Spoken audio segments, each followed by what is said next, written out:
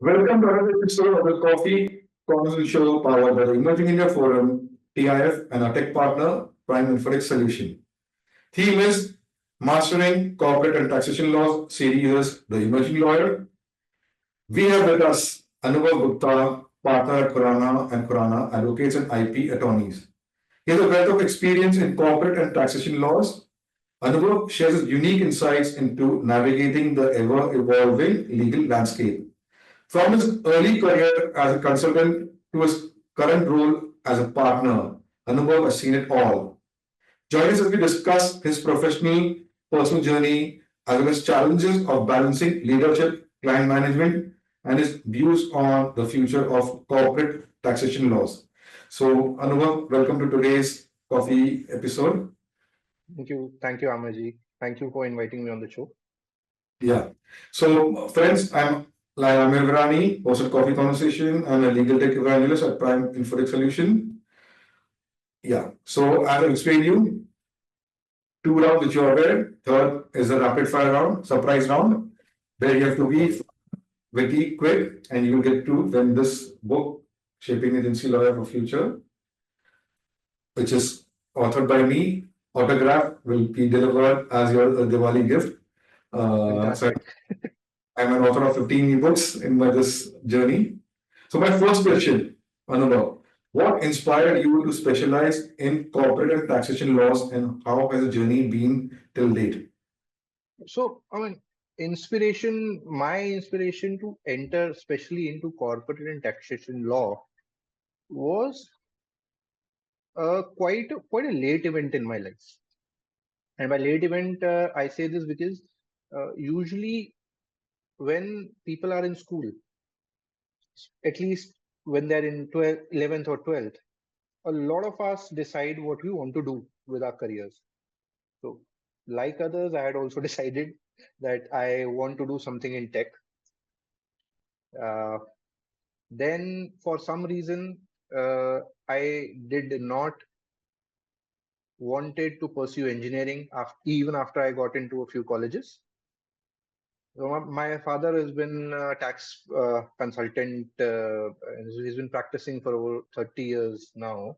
Uh, and I wanted to, instead of pursuing tax or to undertake engineering per se or tech, I wanted to pursue a more unconventional career, unconventional at that point in time because everyone around me was either becoming a doctor or an engineer or some sort of a professional.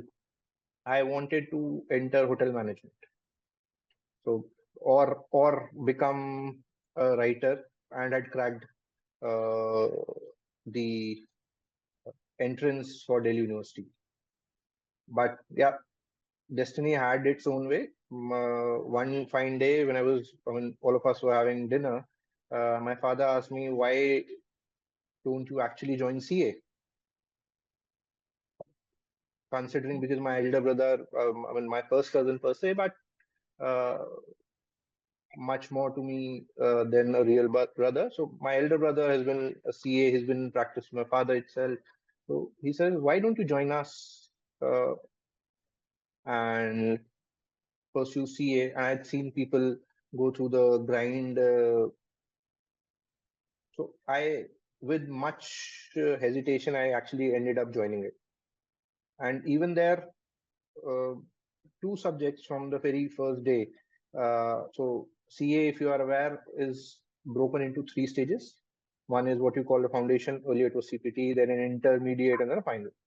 So at the very first stage, while there are all those accounting principles and all involved, there's a specific uh, topic for commercial law, and that introduces you to concept of contract law, sale of goods, blah blah blah.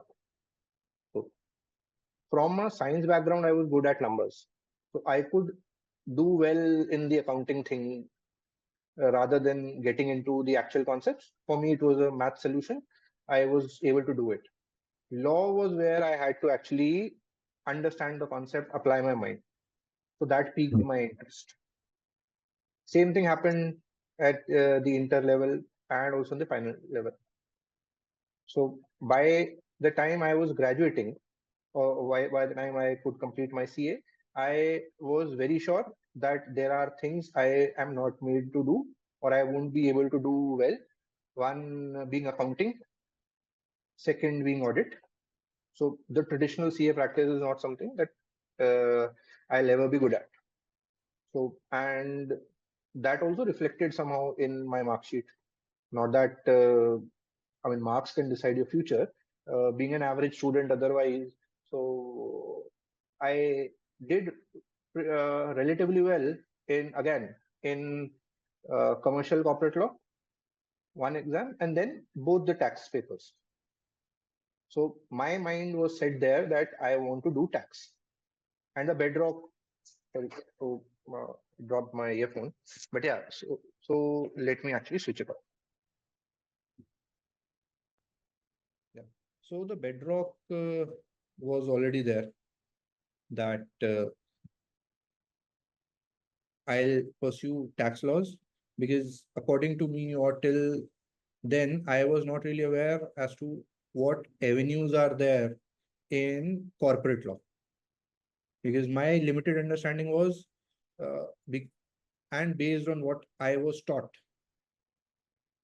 uh, during CA and what and the limited work that I did during my articleships that corporate law is about agreements and doing what today we call compliance work with the MCA. So that was my world for corporate law. So I entered tax. Tax obviously was something, and obviously tax because it involved more interpretation uh, of the law rather than being. So while at the end it comes down to a mathematical calculation, but how do you come to that involves an actual appreciation of law and implementation of that law on the facts of your case. So that is where I decided to join law. And also by the time I was about to finish, so the Vodafone judgment had come in from Supreme Court. And again, it had a mix of two elements. Corporate law, because it was essentially a business structure that was implemented specifically to cover a tax issue, a tax exposure in India. And it being a landmark judgment actually opened my eyes that, okay, tax matters can actually go till Supreme Court, corporate matters involve all these things. So that is where my interest peaked. And yeah, I then try to work as much as I can in tax matters. And then after a few years, was introduced because clients had issues from time to time, and I was able to. So my understanding of, I would say, uh, at least companies law, contract act, the very basics was, I think, a bit better than what other tax attorneys were doing at that point in time. I mean, at my stage. So I was given that kind of work more. I was given to review documents. So when I would read these lengthy documents drafted by professionals, uh, I would question why have they written it like this, or and a lot of those answers or a lot of those questions were never really answered. There are some questions to which I get answers even till date, and that is how I actually got into corporate law. Wow. So beautifully explained how you went through the process of coming into corporate and taxation law and this Vodafone judgment, going to case, going to Supreme Court that excited you. Now, so let's start our conversation. What unique challenges have you faced in taxation laws, and how did you ensure that those challenges were you able to overcome with this evolving regulations? So challenges, I mean, I would say challenges that I've faced are not particularly unique to me, right? I would break it into two segments. One is a challenge that I've faced with respect to the client's understanding of the law or the client's position. The other challenge is through, at least from the tax side, because obviously your opposite party is always the revenue.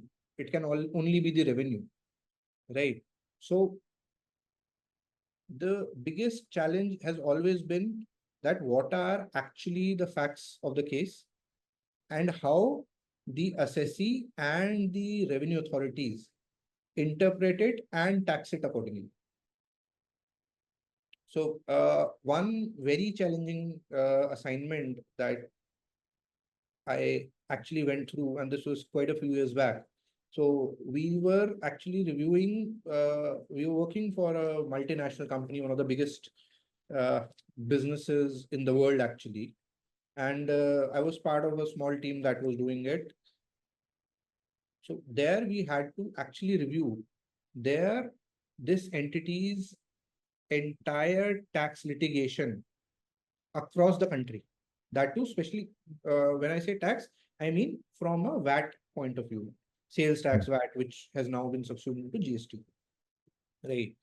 So there, what I saw personally was, and it was quite amusing at the same point.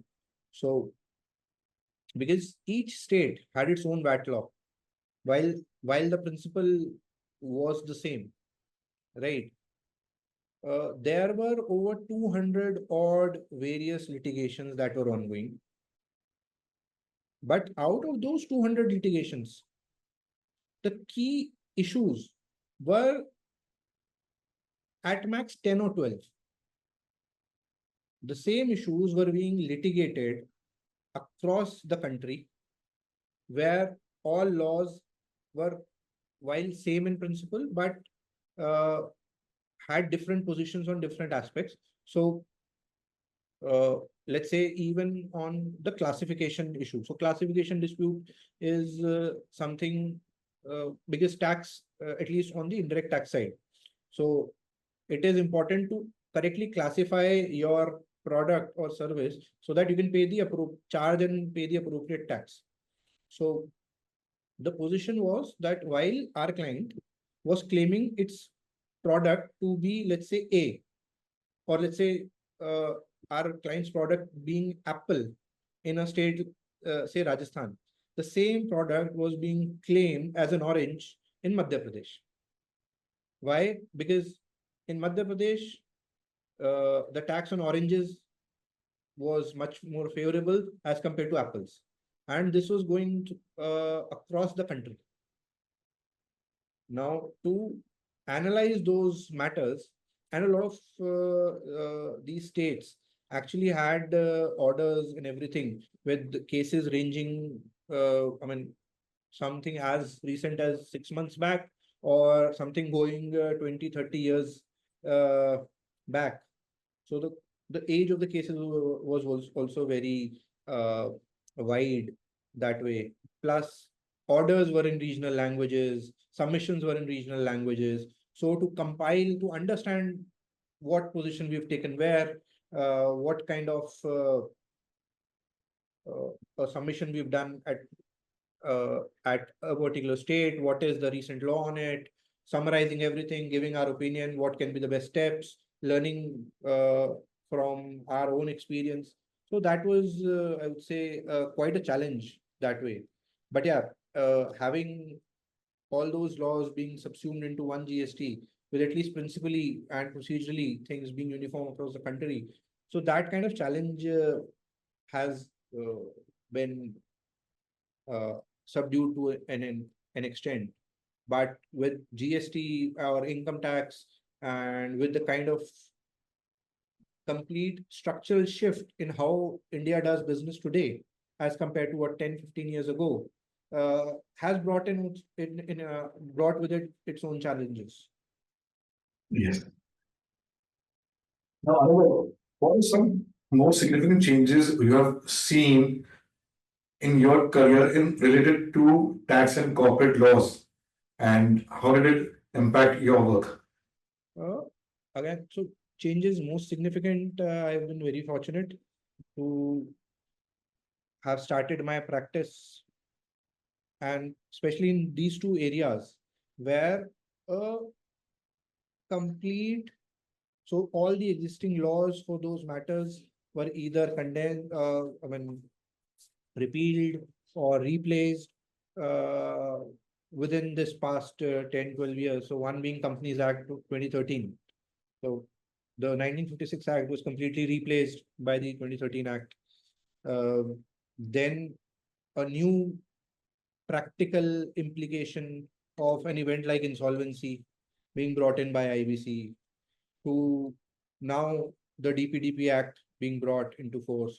When while it is still to be to be enforced, but so the entire process of what people had learned over decades of their career, to unlearn that, or at least segregate that learnings from a completely new law that was uh, that had differences on principles, differences on on procedures, to something like introduction of a GST, which, so prior to GST, there have been people who were either practicing in only sales tax or excise or customs. So customs still, while still customs is still out of GST, uh, or let's say a service tax. So they were in the indirect tax structure itself. They were very limited subject matter experts. Now everything got subsumed into one GST. Right. Uh, this has created a chaos. We are still, uh, I mean, the practitioners, the authorities are still trying to make head or tail out of it. And what happens is, someone who was only a goods trader has now to grasp around the subject of him being a service provider. So just to give you an example, there are when something like this happens, alien concepts get introduced to taxpayers. So, as an example, it is a fairly common practice in any sort of retail trade, or any sort of commodity trade, that a company would manufacture a product, pass it down to its distribution channel to be ultimately sold by dealers and retailers. And they would have their own incentive schemes, right? If you sold so much or bought so much inventory in a particular time, you get an incentive, or basically a discount or a commission of sorts. Mostly trade incentives or discount of are what they are called. So while it was in VAT, the concept or the dispute was only linked to whether the VAT that was charged on the original sale would have to be recalibrated to consider this uh, incentive or cash discount.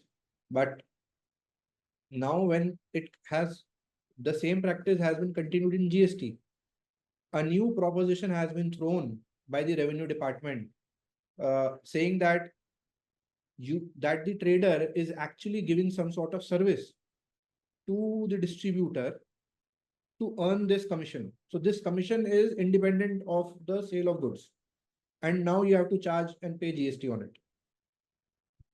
And when stuff like this happens, people really end up scratching their heads as to, we've been doing this business for 20 years, 30 years, and what is this new levy? These are only recovered when the department actually initiates assessment proceedings. So, Wow. so this. So, how is people being with the revenue, the government officers now, as you said, they are not able to make head and tail of the GST Act, so many changes evolving. How has the experience been? How have the government officials adapted to new evolving tax laws being introduced and the changes being introduced? So when I say that nobody has been able to make head and tail out of it, while it was some sort of, while it did sound like a generalist statement, but actually what I meant was that people in service, at least in the revenue authorities, so again, they were very domain specific. Yes, yes. So the person or the assessing officer who had been working on the principles of VAT Hmm. for 20 years was now also required to assess matters or take into consideration aspects related to services or Hmm. what was earlier in the domain of excise. Because excise, so the taxing events of all these laws was different. Yes. So excise being on manufacture, uh, sale, VAT being on sale, service tax being on provision of service. So for them, it became a very alien concept. So while the revenue department, the trade associations, government, everyone held massive seminars. Uh, a lot of educational material was introduced, published, but they, I mean, as there is human nature, people are resistive to change. And then people who are used to doing things in a certain way do not want to learn new stuff. So my interaction with officers who have actually gone through the process and have appreciated what the new law is, I've seen people being very educated, very thorough with their concepts, but also at the same time there are people who completely ignore what the new law is. To them, they are unfortunately still operating from a pre-2017 era. And that reflects in the actions that they take, the orders that they pass. Okay. So let's go to another topic. How do you handle the dynamic demands of contract law, particularly in a rapidly evolving digital economy? So dilemmas of contract law, my approach has been fairly simple. I uh, I like to first understand that what are the two parties intending to do when they are entering into a particular contract. So as I mean, while it actually uh, at times infuriates a few clients, so they would come to me and say, "Boss, we need a service agreement. Can you draft it?"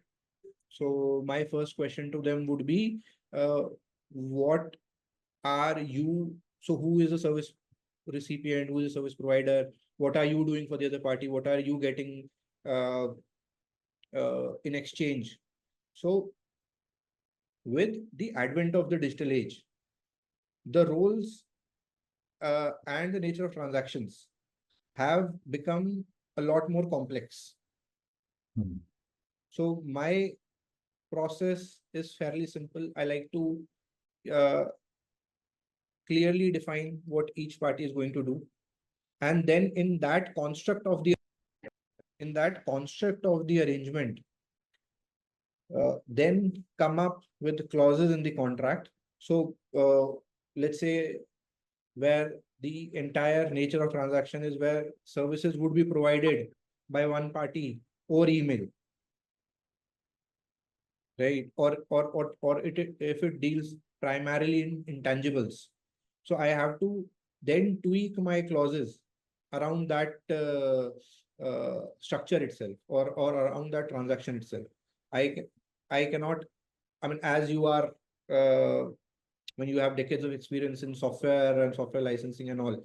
So if I am dealing with someone who's a SaaS provider, and if my contract says that after termination, the service recipient has to return all the goods or the services that were rendered by the service recipient or give back the data.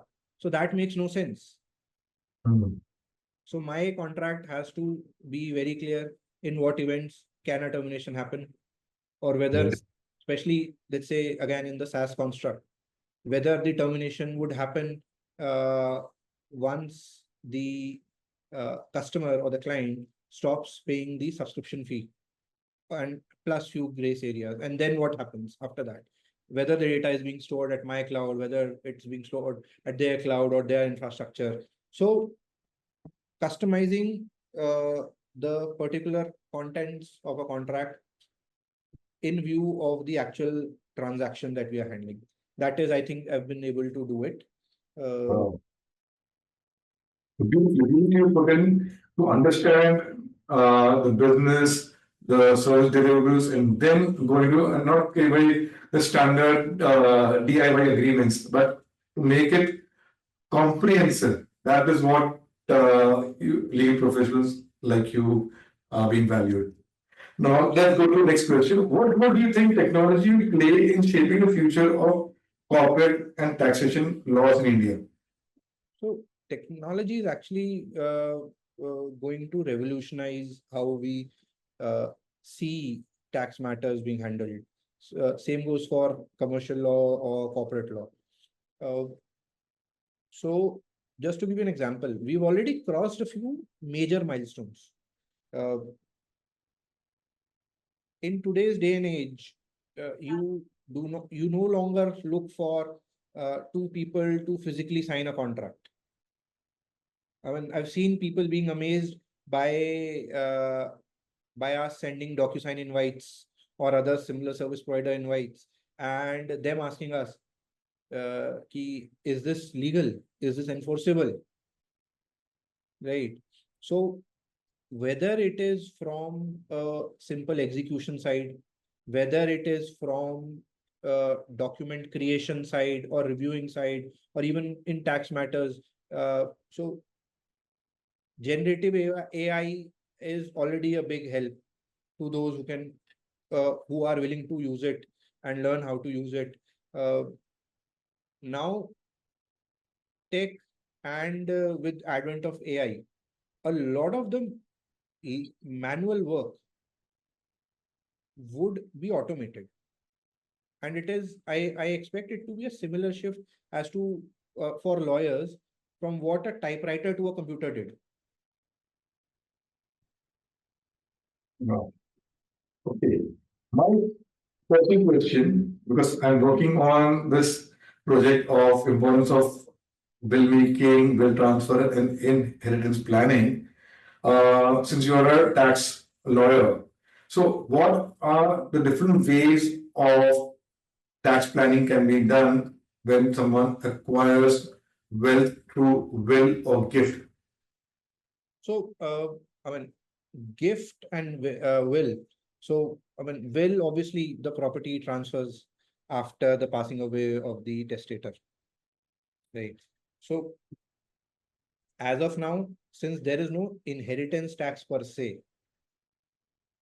right? A lot of so if I inherit some property from a relative, or whether that relative gives me anything, that is any which way exempt from tax perspective, right? But will also helps in structuring transactions, which one can plan years in advance.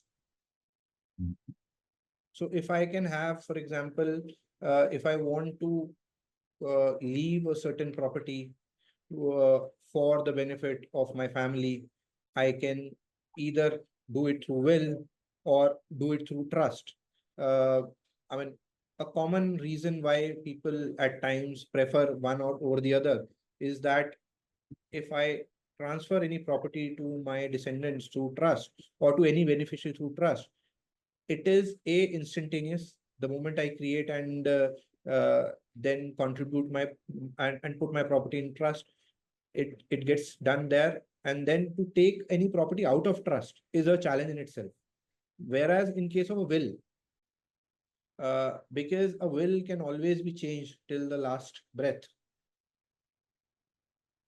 so there is at times this doubt in people's mind as to what would happen. Let's say tomorrow, my father or grandfather or uncle, someone they change their mind, or someone produces uh, a different will and gets challenged, plus the uh, getting the property probated through wills. So all those issues are there. So first, my my advice to anyone of my clients that are looking to either go through, let's say, an inheritance or a trust or a will route or a gift route, is to identify what is your key pain area, right? So if your key pain area is that I want to transfer a property to, let's say, a relative, but I don't want to take additional burden of, let's say, paying stamp duty on it, then you can take you can make a choice out of there. But if it deals with a kind of property on whose transfer there is no stamp duty, right? So most of the movable properties there, uh, a gift is a very safe option. If Thank you you. Now, Anubhav, who influenced you from the legal world or who has been your mentor? uh, so my mentor from the legal world, uh, I mean, again, this is something which has come to me very recently, and in my own firm, I actually consider two of our leaders as my mentor. And the best part is my interaction with them with respect to actual work is less than 5%. Right. So these are, I mean, our founding partner, Tarun Khurana, and Mr. Abhijit Deshmukh. He's our partner from the Pune office. Right. Wow. But I mean, their mentorship to me has been, in a manner, the kind of confidence that they've uh, instilled in me, the kind of belief that they've put in me. Second is the kind of work that these guys do and how they take the entire team along, right? And so yeah, that has been at least I mean, these two guys have been the greatest motivators for me to perform or to help clients the way I've been able to do in the past 3-4 years. Wow. So my next question, thank you for leading me. How did leadership, this style of leadership, evolve over the years to your different roles and now at Khurana Khurana? Um, I think it is a fairly difficult one for me to answer because my uh, role actually changed. I mean, I've been through, I would like to call it a ride, a fun ride actually. So uh, when I started my career, I started it as what you call an articled associate or article assistant in the CF fraternity, and you are the junior most guy in any organization doing major grant work. That's where you learn, right? And then at that point in time, my perspective of leadership was how to get the job done within the allocated time, right? Then after CA, I joined my father's firm for a small time.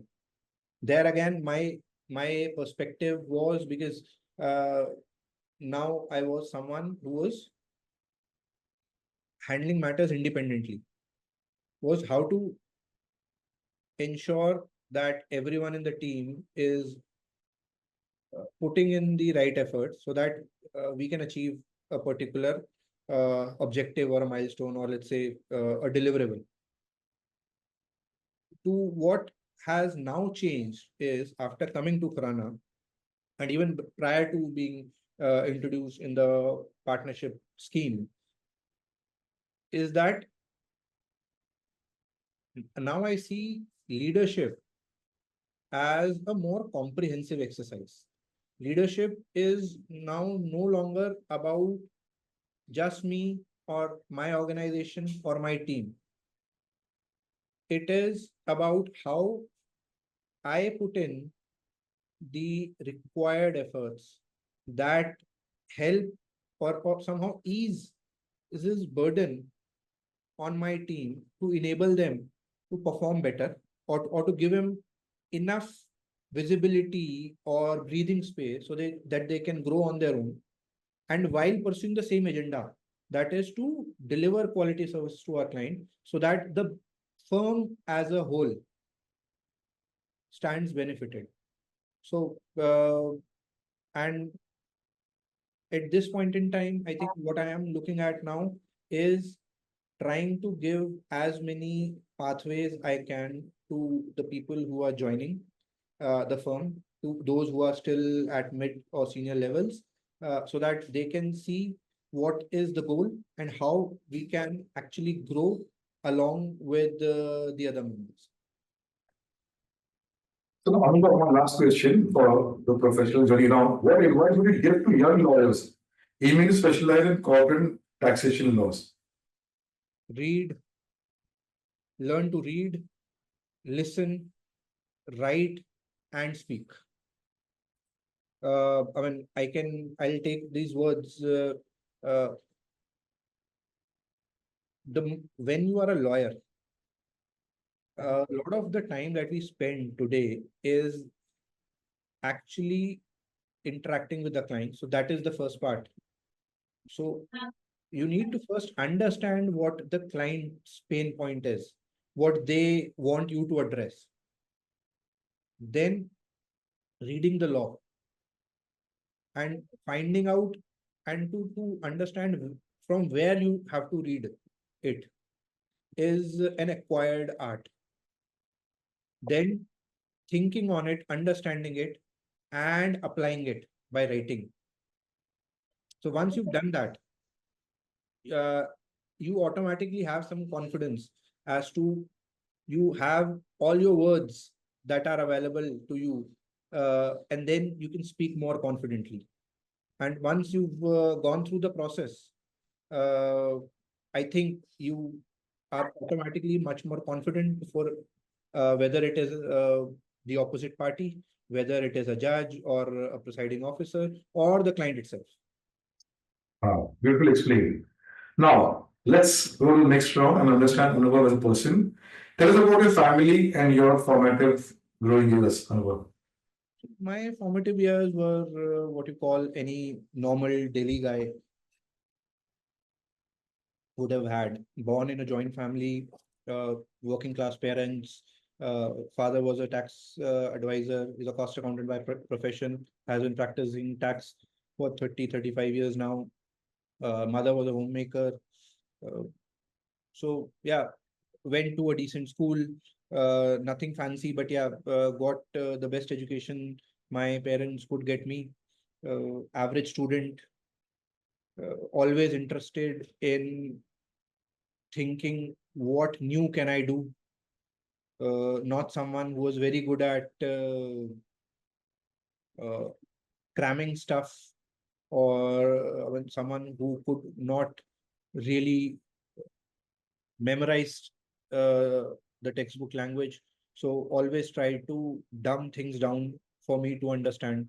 And that is how I wrote. Unfortunately, if you've seen the Three Idiots, seen the zipper scene, right? Teachers, at least at that point in time, were not very appreciative if you try to explain concepts in simple language.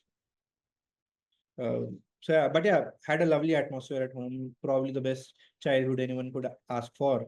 Uh, Parents were supportive. So when I told them I don't want to do engineering, uh, while not being someone like a Farhan from Three Idiots again, to being told lucky ho tum jo tumhe engineering ka mauka mila hai वगैरह वगैरह. My father actually gave me two choices. One which I was discussing earlier. So he said, if you want to do, let's say, if you want to pursue literature, then I want you to actually consider a career in the civil services, which obviously is something I was never really into, or could not never see myself even going through that route.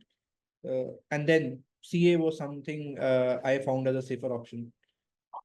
So a Wow. very supportive family. Then got married, uh, uh, and wife is, while she's also CA, but very supportive of my career. Have a lovely daughter, 4-year-old. So overall, a simple, good family as one would want. Okay. Let's go to your days at Delhi University Campus Law Center. What is the excitement over there? Excitement. So CLC is a place you have to see yourself. Um, and I remember the first day that uh, I went to the college. I mean, after the admission, of course. Uh, it was either the first or the second class that we had. So a professor walks in, fairly senior, and he said a line that has stayed with me. And as time passes, I come to appreciate it a lot more. He said, CLC में वकील बनते हैं, बाकी जगह advocate बनते हैं. So what I understood of it was that it is, and CLC is, I mean, if you've spoken or met with someone who's been to CLC, it is fairly a small college size wise, right? But has, I think, amongst the maximum student intake in the world for a law college, and you had very esteemed alumni. So on paper, it is everything that anyone can ask for.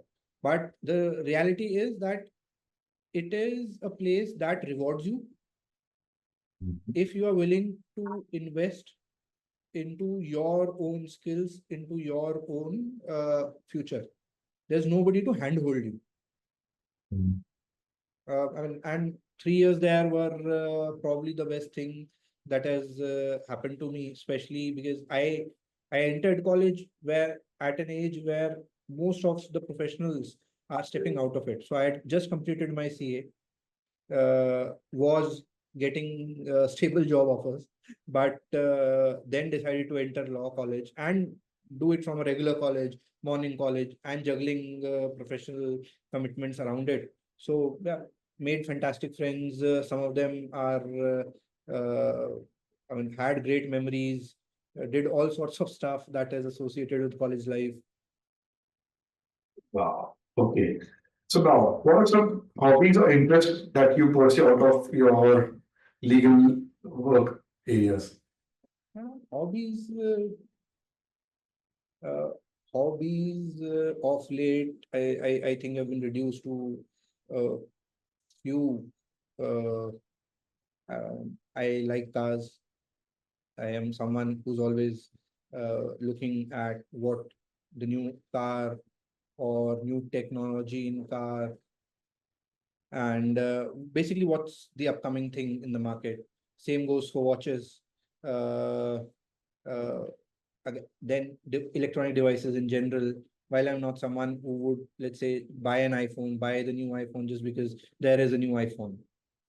Uh, so yeah, probably these three things. Then I like driving, so because of my interest in cars. Okay. How does the weekend look for Anubhav? Sorry, Weekend. weekend. So weekend now is, um, it is usually split amongst three major activities. Either, and I'm very fortunate that we as a firm have been able to implement a very strict policy that no work on weekends until unless it is absolutely critical. And so I try that my team at least does not work on weekends. Uh, so weekends are relatively free for us. Uh, and so yeah, spending it with the family. My daughter takes a lot of the time. I mean, I am able to give her some time. Then I meet a few friends or family, uh, have good time with them, or and then maybe late night gaming. So I recently bought a PS5 so that I could uh, play games late at night. Okay. So now let's go to what do you say, vacation trip, that memories from that trip that help you recharge. Um, I So I went with my family and extended family to Kashmir. I think it was in February this year itself. And so the one mistake that I did actually ended up defining the entire trip and made it so much memorable that it was. So as you know, prepaid numbers do not work in Kashmir. So obviously, because of the kind of profession we are in, I decided to port it or to convert it into a postpaid number. Right. By some freak reason or whatever, when I landed in Kashmir, everyone else's phone was working except mine. And so that those were 7 days, no work calls. Uh, Pure bliss. Obviously, my team gives me hard time for it even today, but and I am extremely grateful for them. They've been able to take up the added responsibility and were able to deliver work in that point in time. But for me, best 7 days. Yeah, right. Digital, sorry, phone detox. Correct. It will need it sometimes. So it was a blessing in disguise by the divine. Okay. So what are some of the traditions or activities you enjoy doing with your family during festivals now, since Diwali is coming up? Mm. So, so while we do not have any such activities per se, but let's say Diwali is, I mean, so we have a tradition that before Diwali, we'll visit our close ones with gifts and all. So it's one time when everyone is coming bearing gifts, and then you're spending quality time with them. You have a bit of relaxing week for long and for a good extent. Uh, then when you're meeting, so when everyone's meeting, so for us it is all about having a conversation, everyone laughing together, dancing together, having fun, not particularly saying we have to do this or that. uh, so Wow. Okay. My last question, which will be tough, googly. Describe Anubhav in one line. personally or professionally. Whatever you want to share. Personally, I am what you call someone who's difficult to tolerate, but the one who's with you at all times, one who's standing with you at all times. So very loyal, but very irritating person. Okay. Let's have some fun. The rapid fire round. You're a morning person or night owl? Night out, Okay. A book you have read more than once. none. Okay, fine. Okay. Uh, your go-to comfort food. Sorry, Go-to comfort food. chole bhature. Tea or coffee?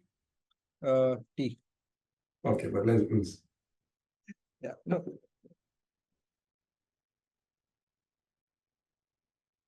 What piece of advice you have ever received? Sorry, can you Best piece of advice you have ever received? best stuff of advice?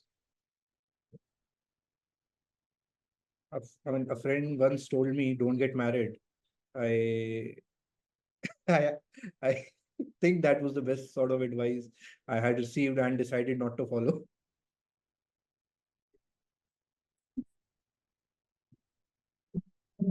What will happen after you be prepared?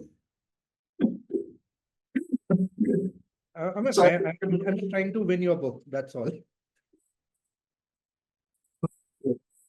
something you do every morning without pay. Hmm. Scroll through social media. Okay. Your favorite color? Red. Okay. So you did very well, and you'll get this book as a Diwali gift. Thank you. So, friends, it was a lovely conversation. Anubhav took us to journey of his personal, professional, describing the ever evolving corporate and taxation laws and how his leadership has evolved and his personal interest in so many things. And this, what do you say, a mistake of the phone thing. Yes, digital detox is needed once sometimes, and that is really helpful.